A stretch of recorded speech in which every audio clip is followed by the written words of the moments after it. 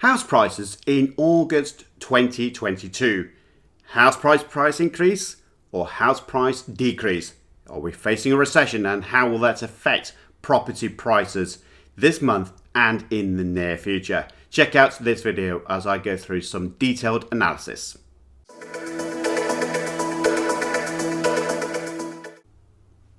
Hi everyone, my name is Simon Mashevich from Optimised Accountants, and we're going to be talking about house prices in general. What is happening in the marketplace in August 2022? Now, when you look at this graph, you think, well, it's a video in August, why we're talking about May prices? Well, the ONS, Office of National Statistics, always have a time delay in terms of publishing their numbers.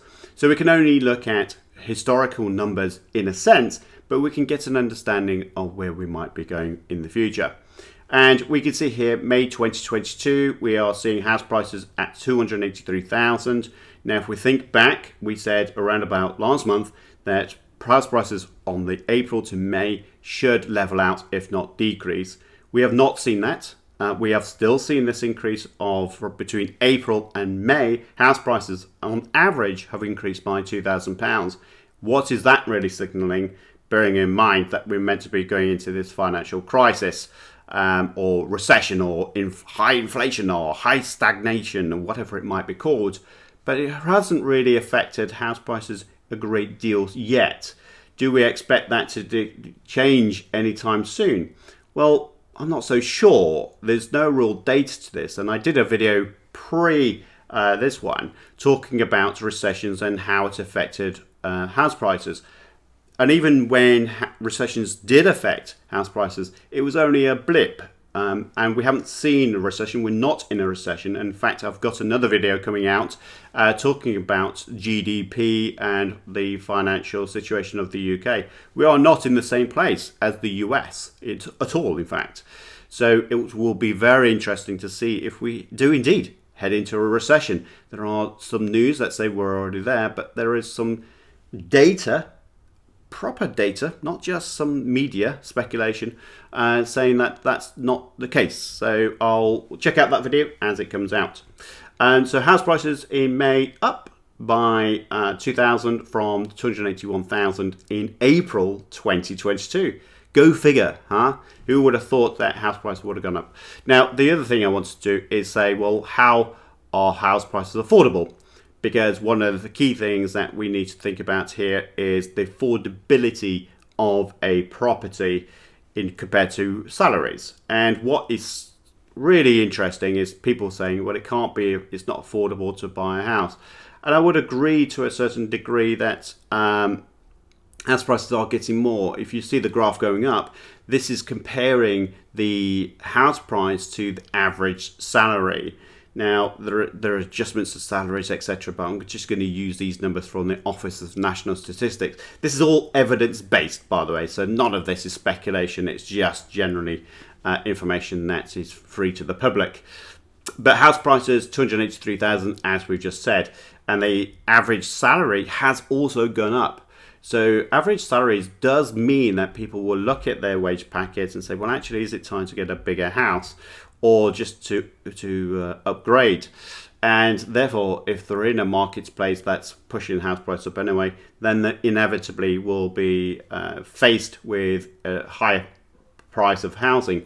And therefore, you can see the average house price to wages is 11.18, which is quite high. You look at May 2015, people were not paying so much for property compared to their salary as they are now. But the big thing I would say about this is the fact that people are staying at home more, home entertainment. Therefore, the expenditure on a home to stay in that property rather than keep going out is a lot more interesting to a lot of people, especially myself. I'd rather be entertained at home. I've got a great entertainment system rather than keep going out and paying these crazy prices that you can. So this is an interesting graph. The one thing I would say on mortgage approvals is that mortgage approvals have indeed gone down. But one thing I would say is people say there's a market crash. Well, if you look at that spike, and I'm just going to look at this top spike here just before 2021, That's where you had this SDLT release, you had all sorts of stuff going on to encourage people to buy properties. There was a frenzy around property prices being so low, therefore they were going up. And that actually was on the back of a financial adjustment just between 2020 and 2021. So we had a lull and then a huge spike. And that's just generally the way that everyone works. Human beings are quite reactive. As much as we want to say we're proactive, actually we're emotionally driven. And that really does drive prices. So mortgage approvals went sharply up. And people are saying now we're in a financial crisis and we're in doom and gloom. Well, actually, if you look at the mortgage approvals, if you just draw a line across, you will see that we're still at the same levels around about 2018, 2019, 2020. So even now, property prices are going up slightly. We are seeing average salaries still going up in a good way. Not too bad for inflation effects. Of course, we don't want too much of a wage increase, albeit it's nice to have more money in the pocket, but you do lose out because of inflation buying products and services outside. So you have to be a bit careful. But this does not indicate that house prices are going down anytime soon.